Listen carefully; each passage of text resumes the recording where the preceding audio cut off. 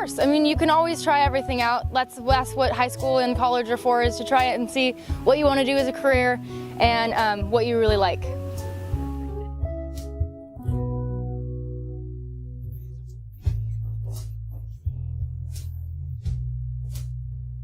So MAP pathway is the plant science pathway, and so that involves classes such as the horticulture class, which I'm currently involved in.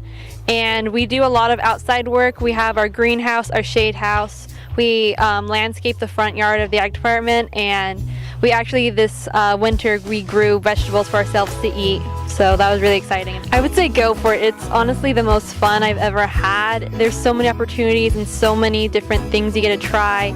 I've made so many friends up and down the state, some that are really close by at my own school, some that are far away, but still a lot of fun to have. The animal science pathway is something I've been involved in actually since I've been doing 4-H. It's something I really enjoy doing. I love spending time with animals, and I've raised livestock since I was 12 years old. I actually show goats at the Santa Barbara County Fair, so when I came here I definitely knew I wanted to get involved into the animal science pathway, and there's several classes you can take. The first one is ag biology, and I took that last year, and it sort of is the starting point for getting involved in animal science. We also have an animal science class, which is given every other year, alternating with veterinary science. So I'm in the veterinary science class right now, and it's a very fun class. We learn about breeds and anatomy. It just sort of gives you a basic understanding of what you need to know to go into veterinary medicine in college.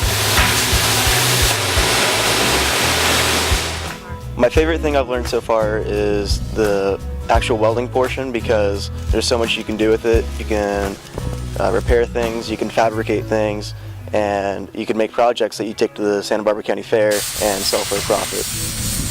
You have to be able to measure things, you have to be able to do basic addition and subtraction, you have to be able to multiply. For the welding and for everything else, you have to be able to do chemistry, which really isn't that difficult, because once you start doing it, you start to understand how it all comes together. You should definitely go and check it out, even if you don't plan on participating, because there's something you might see there that would interest you, and along the way you might realize that it's something that might interest you in a career. I would say whatever you do, make sure that you love it and go for it, and if you're passionate about it, just go for it as hard as you can.